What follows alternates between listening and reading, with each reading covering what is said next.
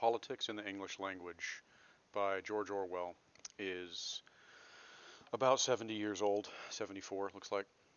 And what he's talking about is how to use language in order to be clear. The purpose of language is communication, ultimately. And what we see in college and in professional, quote unquote, writing is a lot of unclear writing, a lot of jargon, meaning big fancy words specific to a certain discipline like chemistry or biology or something, and a lot of just unclear syntax, sentence structure that is not clear. And he gives examples of this in 5 passages here on pages 1 and 2, and some of them are from very big names at the time in the academy and from universities or other areas of professional writing. So these are not just freshman writers or kids in middle school that he's grabbing and saying, here's some bad language. These are people who get paid to write, and even they, Orwell says, cannot write clearly sometimes. And so his point is that this is a problem all over the place with language. This isn't just something that amateurs do. So as people learning to write in college, it's important that we understand that the problems with writing that you may be having, people who've been writing for decades and get paid to do it are also having, and some of them never get past it. So first of all, don't feel bad if you have issues with any kind of writing, and second of all, this shows us that for a long time we have known what we can do wrong and what we can do right when it comes to basic writing in the academy, in college. We've talked about defamiliarization a little bit, and this is our first exposure to a piece of critical nonfiction or theory about writing. And one level of defamiliarization occurs when we see a text that we're not familiar with. For example, if you go to the movies and you're going to see a movie called Face Punch 5, then you know what to expect. You know you're expecting a certain type of movie. You know you're going to expect certain events or certain language or activities in that movie. If you go to a play, a Shakespearean play, you know what you're going to expect.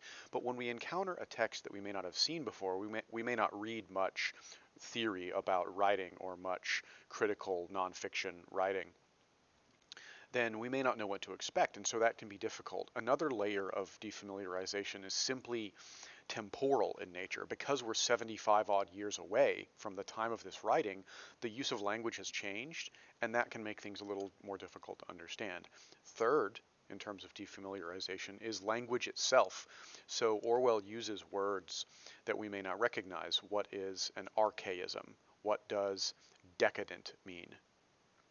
Things of that nature. My recommendation anytime we come across a piece of language that we're not familiar with is to simply take down a list, a vocab list. Don't know what decadent is. Let's just read through what he's saying here. Most people who bother the matter bad, like bad way, conscious, generally assumed, civilization, decadent, there's decadent, sharing the claps, sentimental, archaism. What is an archaism? That's a crazy word. And then he mentions preferring candles to electric light. We get that comparison, right? We understand that a candle is a less good version of an electric light. Or hansom cabs to aeroplanes. We know what an aeroplane is, right? But what the heck is a hansom? Not handsome like man, that guy's handsome, but hansom cab. What is that? So that's an example of temporal defamiliarization, because hansom cabs haven't been around in a long time because we have cars. Then we don't know what that is. So as you go through the essay, just take a list. And this list may be 10 words long, it may be 50 words long, and that's totally fine. And then go to your good old interwebs and look it up, dictionary.com or whatever. And that will help you kind of understand what he's getting at here. Essentially, another rule just in general is to read anything you're assigned in college at least twice. And I know that's kind of sucks because you have a ton of stuff to do, but the second time you read, the first time you read something, even if it is not defamiliarizing in all of these ways, you may get 40, 50, 60% of it, depending on your distractions or your environment or how much time you have. But the second time you read, you're going to get an enormous benefit out of it. You're going to be up to like 80, 90%. in terms of comprehension and basic understanding. So the second time around, you get so much more out of it, and it is much easier to grasp. And this wouldn't matter if I threw a whole textbook at you and you guys had to read 30 pages every week or whatever, but I only assign readings that I think are pertinent to our assignments and will help you do well and get a better grade. So bear that in mind.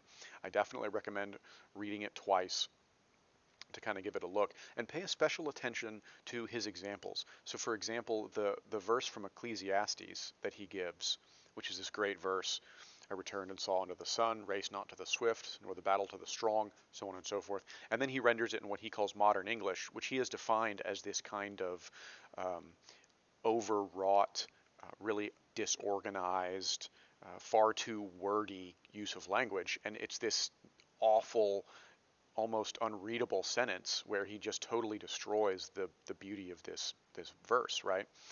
So pay attention to his examples, because he does a good job, even though he was writing from 75 years in the past, he does a good job of showing the way we can easily mess up language versus the way we can try to keep it more simple.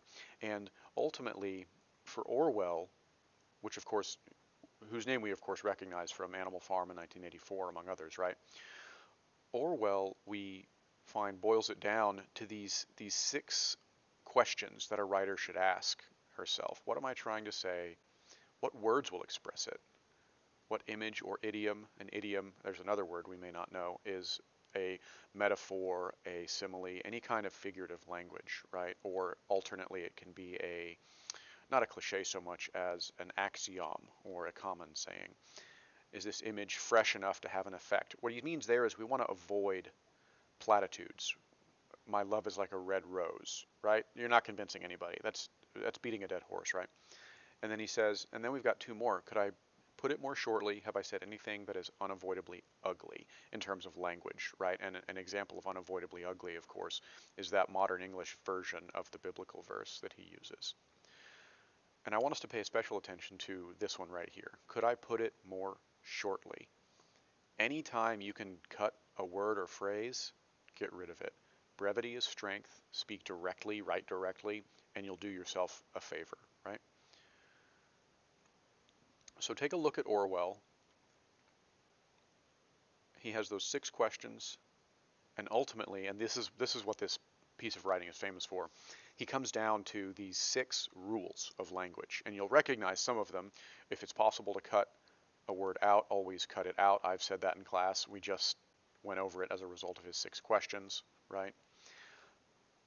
But these rules are things that you can work on your whole life, right? And work on your whole life and still be struggling with. So this is not something that anyone expects you to be able to master. But if you can bear these 6 rules in mind as you write and as you go over and revise your essays this semester, you'll be in very good shape. And these rules ultimately are the distillation, you could call it maybe the thesis, of his entire essay here. So take a look at it.